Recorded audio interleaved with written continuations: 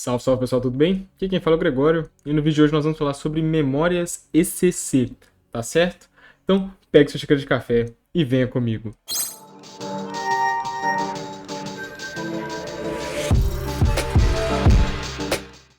Olá pessoal, antes do vídeo eu quero convidar vocês a ouvir o meu podcast lá no chimpsandchimps.com, lembrando que também está na maioria dos agregadores por aí. Nós falamos um pouco sobre a interação da tecnologia com outros campos do conhecimento e também sobre o estudo e também a vida acadêmica. Então dá uma conferida lá, o link está na descrição, beleza? Vai lá. Então, memórias ECC. Tá? Esse assunto é muito legal. A gente vai ver um dos grandes problemas da computação, que é exatamente a volatilidade dos dados em uma memória RAM. Tá? A memória RAM ela é feita de capacitores, ao contrário do processador, que é feito de registradores. Tá? E os capacitores eles são bem sensíveis. Então, o que é memória ECC?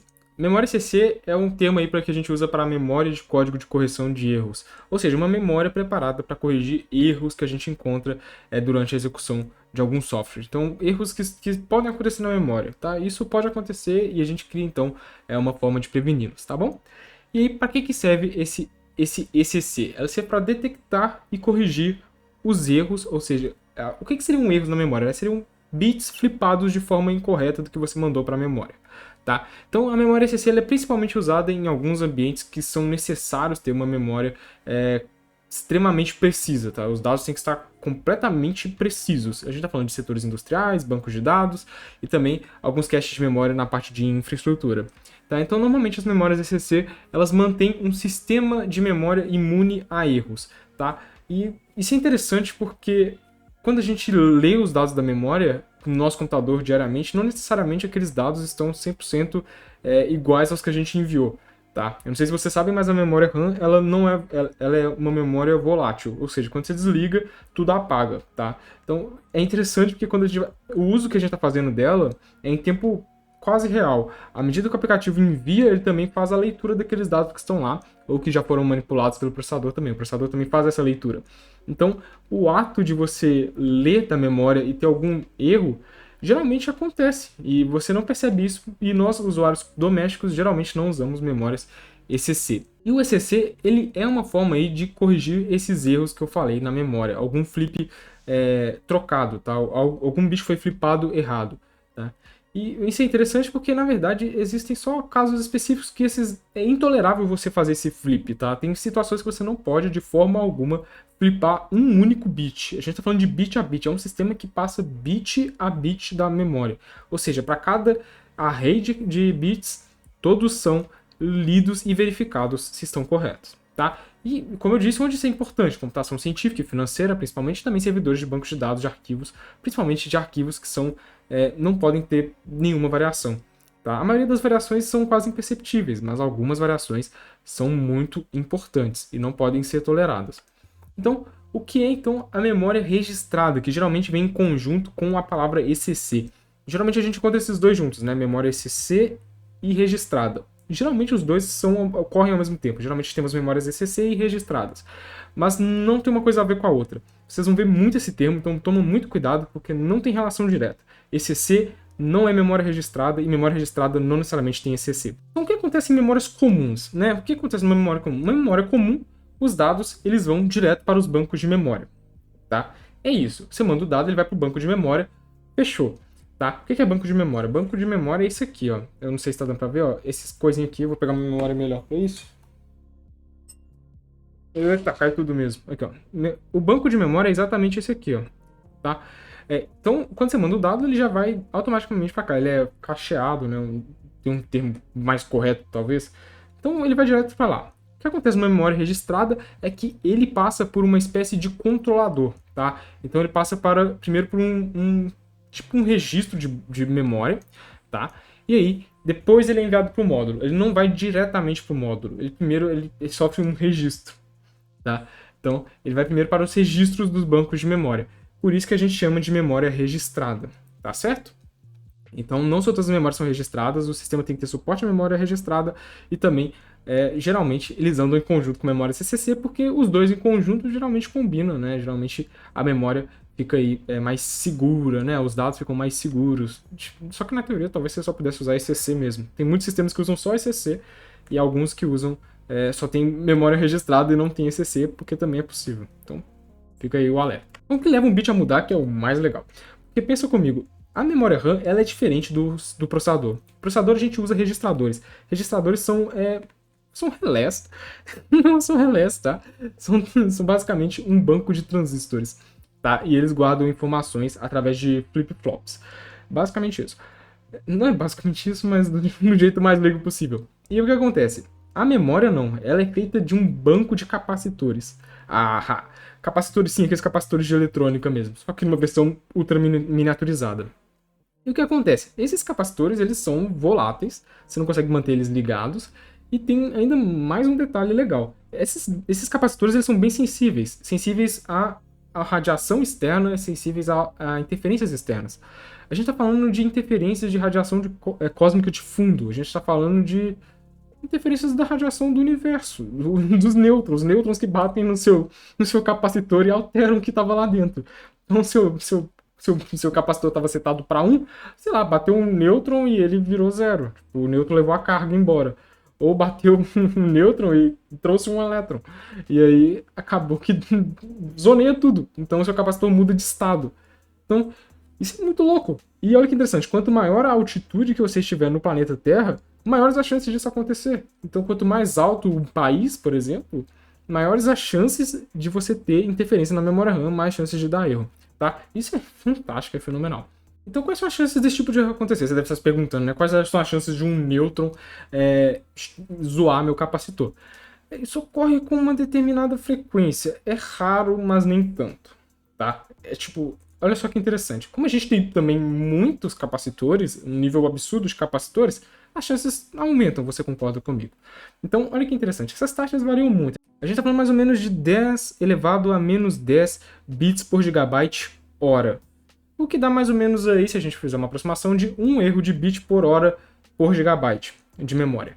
E também a gente pode levar isso até 10 a menos 17, elevado a menos 17 bits por gigabyte hora, que dá aproximadamente 1 bit afetado por milênio por gigabyte de memória. Aí você deve estar se perguntando, pô, mas isso é uma variação gigantesca. E é exatamente isso, é uma variação gigantesca, só que você quer prever isso porque isso acontece. E acontece com uma frequência razoável, tá? E olha quais são as consequências. O problema é exatamente as consequências. As consequências vão desde travamentos, o que é um problema se você tiver um data center. Seu data center pode travar, dependendo do que for enviado. Imagina que você tem uma instrução armazenada e você vai mandar isso para o seu processador, isso dá uma exceção, tá? E isso é bem bizarro, né? Como você pode fazer esse tipo de problema. E assim como você tem dados sensíveis que são baseados em valores, ou que tem você tem aproximações muito, muito altas, se você altera um bit, é o suficiente para você estragar tudo. Então as consequências disso que são muito graves, a ponto que nós não podemos ignorá-las, tá? Então é por isso que a gente precisa de memórias ECC. E como eu já havia dito, as memórias de RAM são um conjunto de capacitores, tá? E aí se o capacitor está ligado, ele está carregado, ele é 1, se ele está descarregado, ele é 0. Só que o que acontece? Hoje a gente tem, tipo, isso aqui é uma memória DDR2. Memória DDR2. Memórias DDR2 são memórias com uma baixa densidade se nós formos comparar com os DDR4 de hoje. Mas se a gente parar para pensar, é muito capacitor. É muito capacitor, cara. A gente está falando de 2 GB de memória e você tem que pensar cada módulo desse aqui. Então, tem uma quantidade de milhares, de dezenas de milhares de capacitores, tá? Então, à medida que esses circuitos foram aumentando a densidade e eles foram ficando mais estreitos, começam a surgir problemas. Primeiro que aumenta a quantidade de incidências de erros de memória, como também a gente tem o problema de que a gente consegue criar maliciosamente erros de memória. Isso é o mais legal. E a gente vai começar então a falar de Rollhammer. Rollhammer é um exploit de segurança maneiríssimo. Basicamente, baseia-se em você entender que existem essas falhas de memória e provocar elas com suas próprias mãos, de forma manual. Então, a gente tem um principal ataque de Rollhammer que foi identificado, ele foi revelado pelo Project Zero, tá? E ele é executado como um processo no Linux, sem privilégio, na arquitetura x86-64, tá? Explorando aí exatamente o efeito do Rollhammer para obter acesso irrestrito a toda a memória física instalada no seu computador. Isso é muito bizarro, porque o que acontece? Você imagina que você tem uma fileira de bits ativos na memória, sei lá, você tem um array de 1, array tudo 1. E as outras linhas, elas têm, digamos, como a memória ela é uma matriz, e você tem ali, por exemplo, um array de 1s, você consegue, então, de alguma forma, afetar as linhas que estão paralelas àquela linha, aquele array, né? Então você consegue realmente flipar bits que você não deveria poder flipar, isso usando aí alguns macetes. Mas isso só acontece basicamente com uma quantidade muito grande de bits ativos, por exemplo. Se você tiver um grande array ou um array de array, se você tiver uma matriz bem grande e tentar então fazer uma manipulação dos bits de memória. Existe esse exploit e ele é explorável. E a gente vai ver que a gente consegue fazer essas perturbações com algumas tecnologias que você não imaginaria, como JavaScript. Existe um programa chamado RollHammer.js, tá? Ele usa aí grandes arrays, como eu disse, que são tipados aí, e dependendo da sua locação interna, e usam grandes páginas, tá? Ou seja, o que é grande página? No sistema operacional, ele vai alocar na memória algumas páginas, algumas paginações. Ele faz paginações para poder otimizar os processos dos programas. Isso aí é uma lógica de sistema operacional, depois eu explico em outro vídeo. E aí, eles conseguiram demonstrar isso, que uma linguagem de altíssimo nível, como o JavaScript, consegue interferir em baixíssimo nível, causando esse tipo de falha, tá? E em outubro de 2016 foi feita uma aplicação chamada DRummer. E esse DRummer, ele era um aplicativo para Android que usava características parecidas, usava alguns métodos parecidos com o RollHammer.js, tá? E ele conseguia obter acesso root em vários smartphones através dessa técnica. Você consegue fazer realmente burlar a depender de como você altera os dados ali. Porque realmente, se você sabe onde está sendo salvo, você consegue também enviar arquivos à proximidade e causar alterações, distúrbios nos bits de memória. Isso é muito engraçado. E não teve uma solução tão definitiva porque não é uma falha de software, é uma falha de hardware. Entendeu? É uma falha da natureza do hardware e é muito difícil de corrigir. A gente corrige como? Com memórias ECC, só que você geralmente não tem memórias ECC em smartphones, pelo menos não é padrão, nem registradas, né? Muito menos registradas. Então, quais são as abordagens para a gente solucionar esse tipo de problema? A gente tem diversas abordagens, mas a principal delas é as memórias de paridade e as memórias ECC. Tá? O que é memória de paridade? Você deve estar se perguntando. Bom, a paridade é um negócio muito legal. Então, o bit de paridade é um bit, literalmente tem um bit a mais. Imagina que você tem um array de 7 bits, um bit é de paridade, tá? Ele garante que o total de bits, né, numa string, por exemplo, seja par ou ímpar. E você tem dois tipos de paridade, a paridade par e a paridade ímpar, tá? Como é que você faz isso? Na paridade par, dependendo da quantidade de uns que você tem, ou seja, de bits flipados, você vai colocar 1 se for ímpar, e vai colocar 0 se for par, tá? E no caso da paridade ímpar, você faz o inverso. Essa imagem aqui, ela demonstra melhor pra gente como é que funciona. Se a gente tem, por exemplo, 0, 0, 0, 0, 0, 0, 0, que são 7 zeros, então a gente tem, na verdade, 0 números ímpares. Então a paridade é 0, tá? Se a gente tiver 1, 1, 1, 1, 1, 1, a gente tem 7 números ímpares, isso é ímpar, então a gente coloca 1, tá? E se a gente tiver 1, 0, 1, 0, 1, 0, 1, a gente tem, na verdade, a gente tem 4 uns, que é par, então a paridade é 0.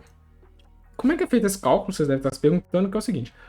Se a gente tem, por exemplo, esse número de 4 bits, 1, 0, 1, 0, se a gente faz no mod 2, a gente encontra 0. Então, se a gente faz a soma deles, a gente encontra 2.